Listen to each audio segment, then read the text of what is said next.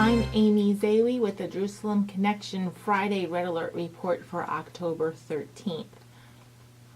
BDS, exposed in one venue and still debated and considered in another.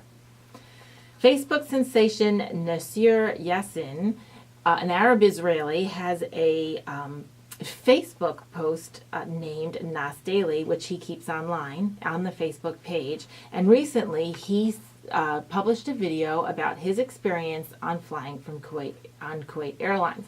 Actually, from not flying on Kuwait Airlines. He had booked passage from New York to India, not even going to Kuwait, and they refused him service because of his Israeli passport, even though he wasn't going to Kuwait. And he also felt that this was an outright discrimination against his culture and heritage. Openly discriminating against Yassin just because he had a Israeli passport in an effort to boycott the nation of Israel, he felt was discriminatory and should be illegal. This is all ironic because at the same time in New York, in the halls of the UN, Kuwaiti officials as well as other Middle Eastern officials sit in judgment that Israel is discriminatory and racist as they pass resolutions noting this. Clearly this is not the case, and Kuwait has just shown its true colors with this publicized event. Yassin makes a great point, though, to say that the Kuwaiti staff in New York were very helpful to him and helped him book passage on another carrier.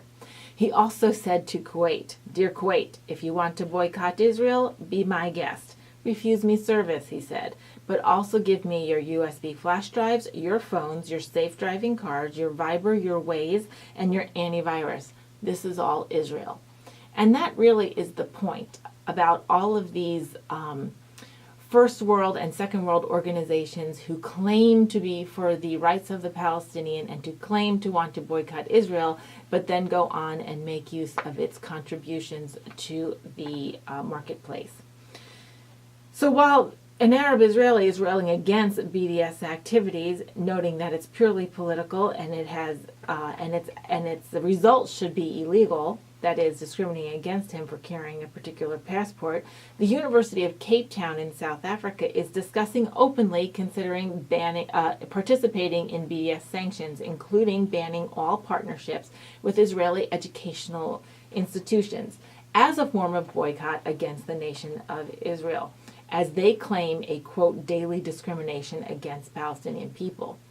What is such a shame about this is that South Africa and Israel have been making great strides in partnerships, both in political relations as well as in economic terms, and that has been helping the people of South Africa. The BDS movement on campus is indeed a veiled anti-Semitism, and as such, not only hurts the Jewish people and the state of Israel unfairly, it is also taking time, attention, and resources away from the domestic problems that are still very real and need addressing in South Africa. Many members of the university and its community are against this proposed debate, and they claim it is against the Constitution as well as all educational philosophies. A group called Concerned Citizens for Academic Freedom released the following statement.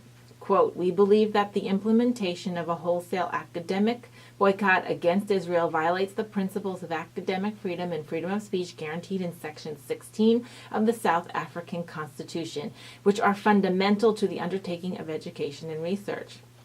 They go on to say that student groups are well known for their efforts to isolate the Jewish state's universities, students, and academics.